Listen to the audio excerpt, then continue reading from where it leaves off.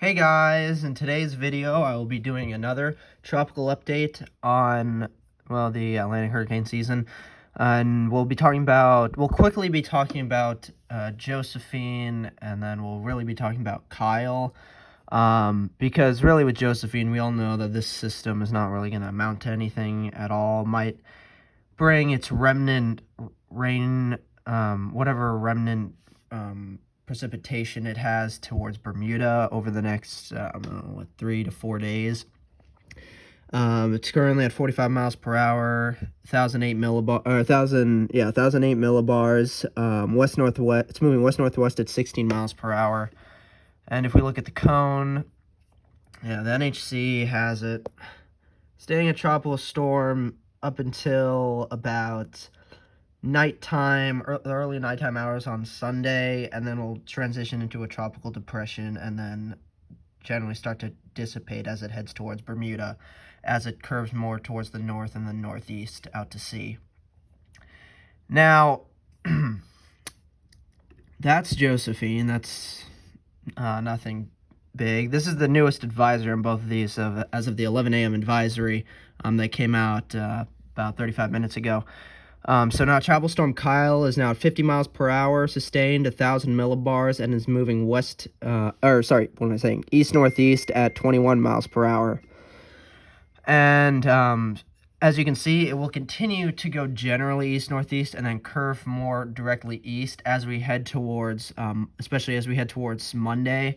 But by that point, it seems like it will be a post-tropical storm, post-tropical system. Though what is interesting is that there is some indications that this system could head all the way across the Atlantic towards Europe, where it could still be a pretty decent system, bringing potentially decently heavy rains and wind to northern Europe, around England and those areas. Now from there, we'll go to tropical tidbits, and I'll show you each of these systems on the satellite. Here's Josephine, first off, and you can see Josephine, it has a lot of convection. The problem is that the center is just barely really within this convection, and it's all kind of really generally lopsided a bit. Kyle is definitely lopsided. You'll see in a minute, but Josephine is pretty lopsided and isn't. It's definitely more of a weaker tropical storm than anything else. So, and as we head forward in time, it seems like the system will generally be more on a weakening trend than anything else as well. So there's a look at Josephine on the satellite imagery, and then Kyle. Kyle is off the northeast and New England coast, and you can see it is very doesn't even really look much like a tropical system. Looks more like a subtropical, maybe post-tropical system. But again, I mean, the NHC is saying that it is a fully tropical storm. But you can see that all the convection is really elongated, and I mean, it's like there's some decent convection in some parts, but the center is definitely generally outside of the convection, and it's pretty bare because the center is pretty much right around in here. And then it'll just continue out into the Atlantic. So neither of these systems is a threat to land at all. And of course, there's a ton of activity going on in the Eastern Pacific, but of course, in the East Pacific, it takes a lot for those systems to impact land, honestly. This will all generally be going kind of more out to sea, or some of them actually, at least one of them seems to potentially form and go along the Mexican coast and then curve out to sea, but it doesn't look like any of them will impact any land in Central America or go towards Hawaii and impact Hawaii. So there's that. The 12Z run of the GFS is just coming in right now. That's great. We'll have to use the older run, the 6Z, the previous run. And we'll go to the North Atlantic, show you the wide view of the whole Atlantic. Zoom this out a bit so you can see it all.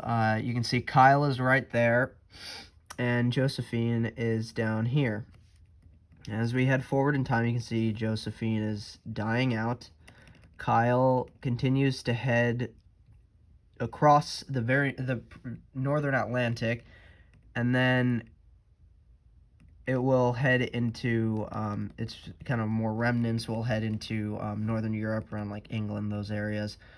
But currently, the 60 GFS run is really not showing that much potential tropical activity moving forward through this run. Now, of course, there is a lot of tropical waves moving off of Africa. As you can see, there's a constant flow of moisture from Africa into the Atlantic. There is this actually current tropical wave in very western Africa that's about to move off into the Atlantic. And the models aren't really showing, at least the GFS isn't showing us. I actually didn't really look at the other models yet. I'll show you guys that in a moment, what the CMC is showing and what the Euro is showing. But this system could amount to something, honestly, I gotta say. Now, the models aren't picking up on it right now, but I do expect that the NHC will actually tag this system as a potential tropical system. So that most likely will happen actually within the next 2 to 3 days. And a big thing about this next system is that with the area that Josephine is moving through right now, it's moving through an area of very strong shear. And that is the main reason why this system isn't going to really amount to much of anything. And also the reason why it's not going to really impact the U.S. either is that the high pressure that's really been high pressure area, that's the Bermuda High, that's been pushing it towards kind of the general northwest-west direction, will break down to allow it to curve more out to sea. But with this system, there's the potential that now that there's also the dry air, which the dry air has weakened a lot over the past few days. So there's actually a very a good bit of less amount of dry air in the MDR area of the Atlantic, in this general area of the Atlantic that Josephine was moving through. So the dry air didn't have much of an effect on it, really. It was really mainly the wind shear that had the biggest effect on it, which is still going on for the system right now. So this next system, this next tropical wave over Africa right now, as it moves over the Atlantic, especially, of course, first in the MDR, the dry air won't be much of a threat because it will have weakened a lot. There will actually be, there's barely any dry air, if any at all, just off the African coast. And then there's also the very warm sea surface temperatures, the very warm waters of the Atlantic that will really support tropical development. So the biggest thing really for this system is this next tropical wave is really just seeing what the wind shear, how the wind shear is going to play out over going into this following week, going through the rest of this weekend into this following week. So that's really something we're going to have to keep an eye on because, well, currently the GFS isn't showing it become much of anything, as you can see, but that could definitely change. So again, we're really going to have to watch out for this system. Now I'll show you what the CMC is showing, and CMC shows there's Kyle right here, and then Josephine's down here. As we head farther out in time, you can see both systems end up gradually weakening and becoming history. And then also the CMC isn't really showing that tropical wave become much of anything yet, though that will most likely change moving forward. Now the CMC is also not showing really much tropical activity heading from now through the 25th of August. Now that's going to change a lot because the 25th from now to the 25th, today's the 15th, that's 10 days from now. That the models are going to change a lot over the next 10 days, of course.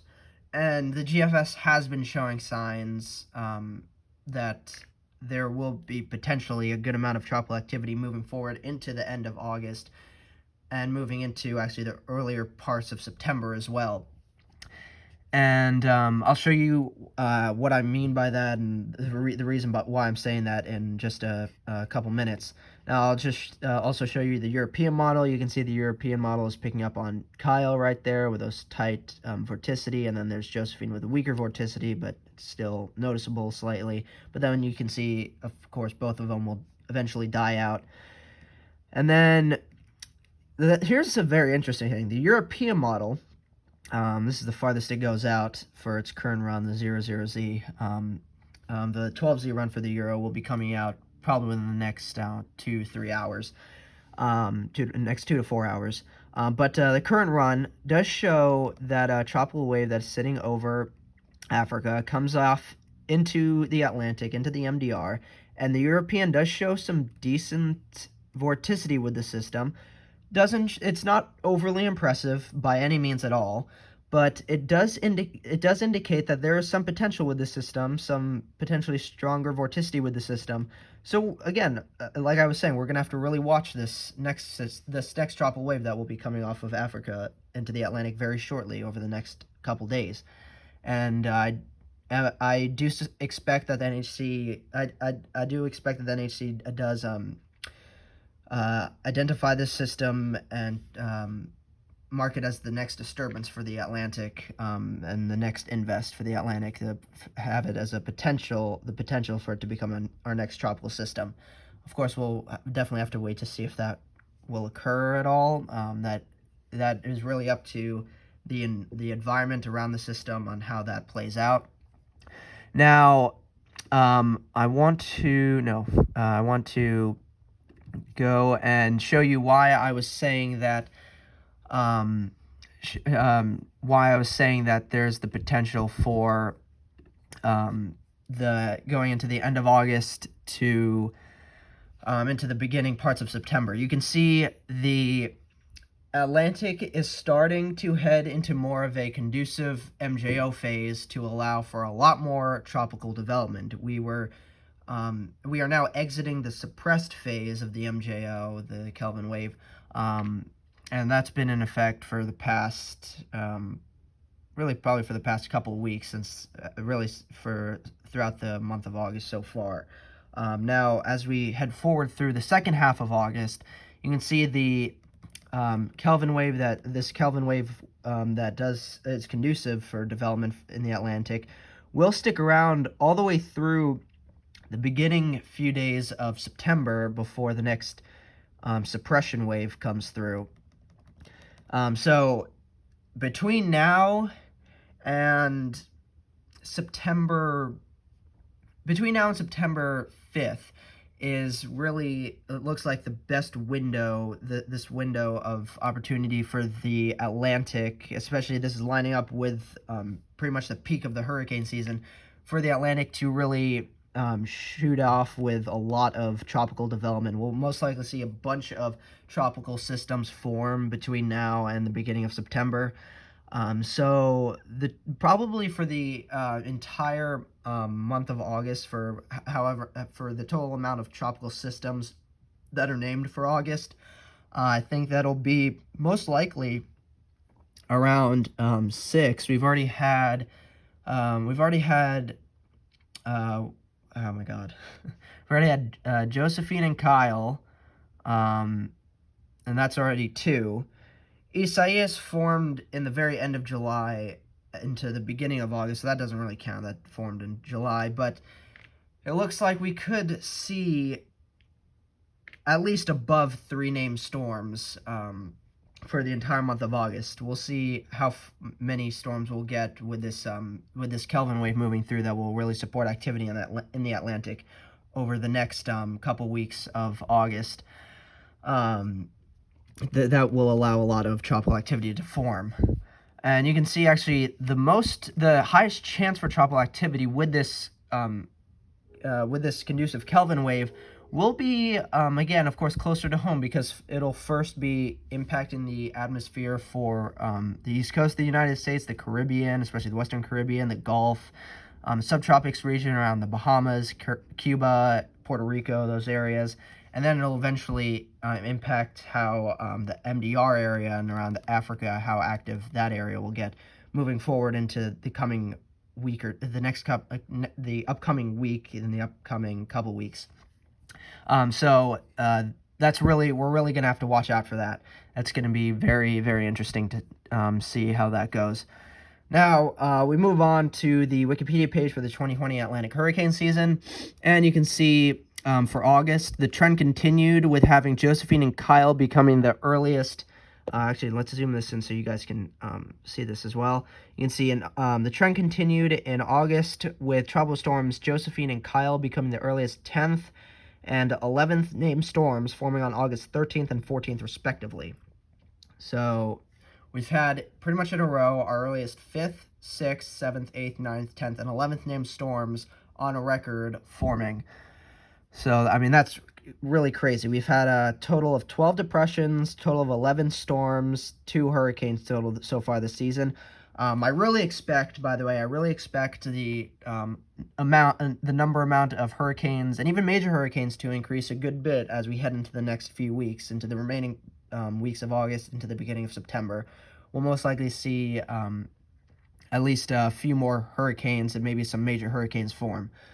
And we have a total of 45 deaths so far total this season, and the total damage is just around $6 billion in damage. So it's already been a pretty damaging season, and again, that's mostly due to the fact that Isaias caused around $4.2 billion in damage. So that was a crazy storm, as a lot of us remember, because it affected areas from the northern Leeward Islands to Puerto Rico, Hispaniola, the Bahamas, all the way up through the entire eastern seaboard into Canada, and it caused the majority of the damage along the East Coast, especially up in the Northeast and New England areas, where especially the tri-state area of New York City, New Jersey, Connecticut really got hit hard with the wind, especially with the wind.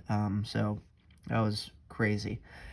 So again, we've had up through the K-name storm already. So especially as we head into these next few weeks, I expect, in fact, that the O, P, R, S, and T names to potentially be associated with much stronger tropical systems than they typically would. So that'll be very interesting to see. Of course, we have the next name on the list is Laura, the L name storm, and then we have Marco and Nana. I think Laura could be our next name storm from that tropical wave that is currently, that very vigorous tropical wave that is in very western Africa that's about to move into the Atlantic. That could become Laura, and we'll see how that goes. I think it could be potentially a pretty major system. It just really depends on what happens with the wind shear that is currently in place around the Leeward Islands and Caribbean. It seems like the dry air won't really be much of a factor for this next system. And of course, we have those very warm sea surface temperatures all throughout the Atlantic Basin, of course, including the MDR. So that'll be very interesting. And then we have Marco and Nana as the M and N name storms. So we'll see when we get those names, but that could happen relatively soon. So there's going to be a lot to watch, most likely, over the next at least 2 to 3 weeks. So really be prepared now. This is really like the last amount of time for everyone to really be prepared for what will most likely be the very worst of the season, the most active part of the season, because of course the peak of the season is when we see the most amount of activity in the hurricane season. And the peak of hurricane season is generally between August 15th and September 15th, where September 10th is the true peak day, the peak area of the hurricane season. And that looks to be what's going to happen this year. Of course, though, this season looks to be, with its peak for this season, looks to be quite more active than typical. So, again, make sure you are prepared now, and just really, again, make sure you are prepared, make sure you have everything in place, make sure you know if you need to evacuate, know where you're going to go, and just really over the next between now and the end of September is really when you need to just make sure you have everything in place, that you know where you're going to go. You have everything that you need if you have to hunker down in your home. But really, this is like the last remaining time to make sure you're prepared. And then, of course, we'll see what will happen as we head towards the official end of the season to October and November. November 30th is typically the last day of the hurricane season every year.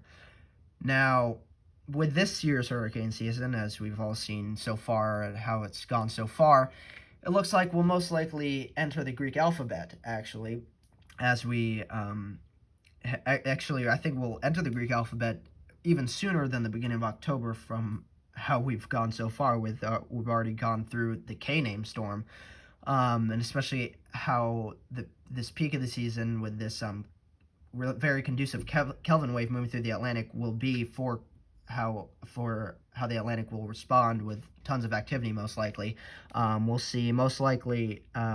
most likely get through all of these names all the way through Wilfred by, I'm going to say, by probably the mid to end of September. So we could enter the Greek alphabet just before the beginning of October. So we could see farther than beta. So I guess there is actually a decent chance now that we could potentially tie 2005. I'm not saying that will happen, but that is certainly a decent possibility. So with that, I do think that maybe I'll have to update my official 2020 Atlantic hurricane season again, just to say we could see 25 named storms now instead of just 23. Even though 23 named storms will also get us into the Greek alphabet, getting us through to the name Beta, which is the second name on the Greek alphabet. But I think we could potentially even get farther than that, depending on how this peak goes and how fast these systems potentially develop, with how conducive the Atlantic will most likely become very shortly.